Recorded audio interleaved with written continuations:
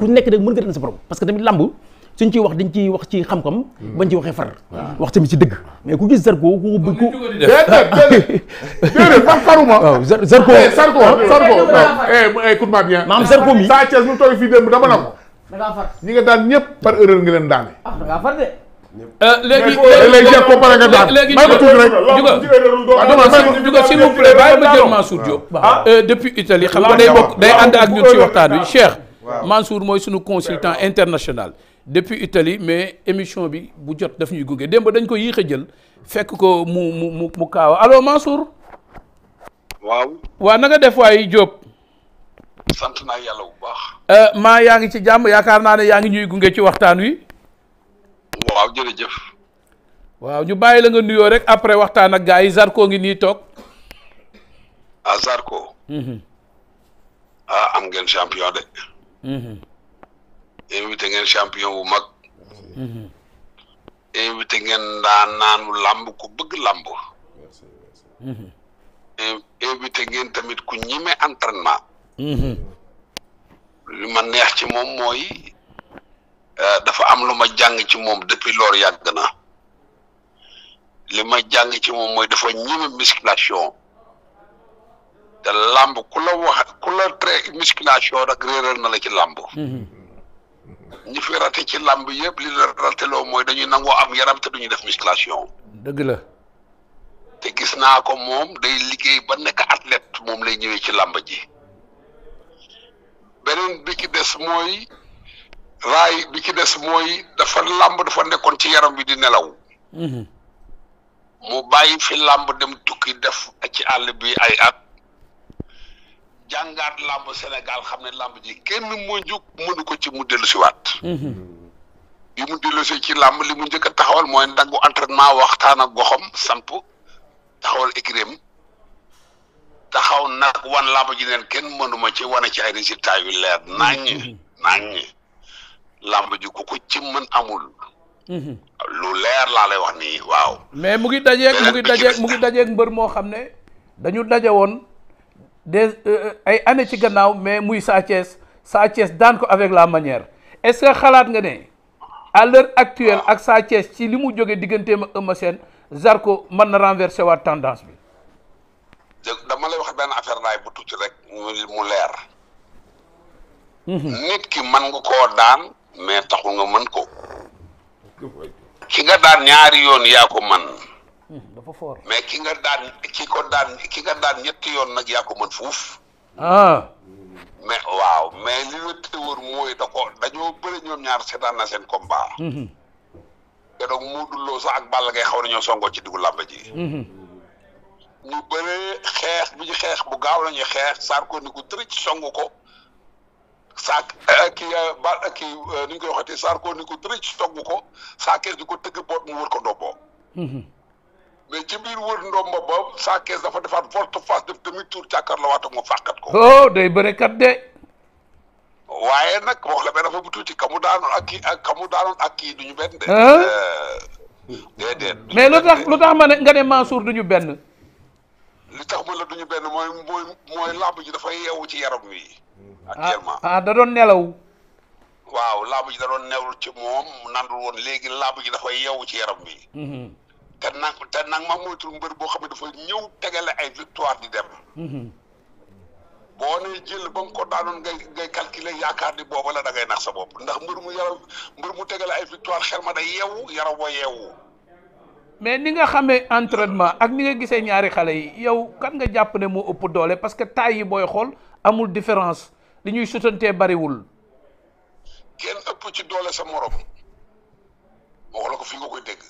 ku la wax ne la Zarko Sa Thiès moo ko ëpp doole da lay nax amul rawatina nag guddi yi ñu toll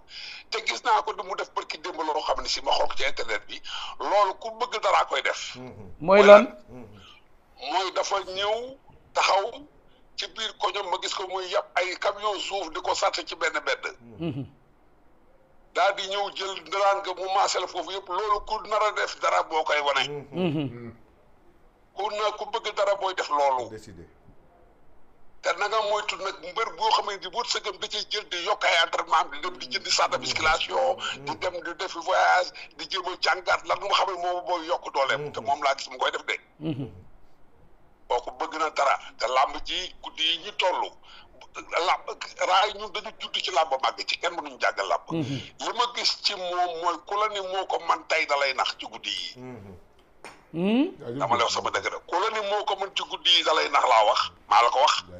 làmb kenn mu ko jàngal lu leer la wax maa lay wax ni la combat la boo xam ne si combat 50-50 la ku ne ba naa daan sa morom kenn ëpp ci doole sa morom te moom dafa ñeme loo xam ne si dama la ko wax raay booy Sénégal yëpp ñu ngi entraîné mais moom dafa ñeme loo xam ne si dafa ñeme musculation pièce par pièce ndax ku ñeme mollet cuisse fesse derrière fesse devant flexion assis def dorsal def abdominaux def lombaire def épaule devant derrière def liggéey triceps biceps avant bras loolu ku ko ñeme ba pare ñeme géej ñeme diin ñeme contact ko kenn mënu la waaye bëre ba bëre Sarko li mu fi bëre fan yi da ko gisul li mu bëre ak Gris Bordeaux daw ni dërëj Gris Bordeaux na sax mu kott ko ak tànk ba te loolu ko amul fesse derrière mënoo ko def nit da ko kott Gris Bordeaux bu tëgg jéem a rocc tànk far toog loolu moo lay wane ne am na force te yeneen booy yi mu daan yëpp ku ci ne manière bu mu daan ak kenn ki manière bu mu ko daanee duñu benn bokkul de ma wax la ko fii su doon bëre tey ak beneen booy bu dëkk fi daa ko di yaa ngi bëre ko bëri doole loolu laa koy wax xam lamb waay waaw lu leer laa lay wax nii léegi benn kele rek lay daane mais benn kele la daane gaa ñi de Mansour te yaa ngi naan ku nekk ni mu la daane bokkul ak ni mu daane sa morom benn kele la leen daane ñëpp benn kele la leen daane dama ne benn kele wuy ma déglu ko benn kele nii daf ci nekk champion du monde waaw manin moom am na solo dëgg la manin dafa moytul ma manin Double Less benn kele la amoon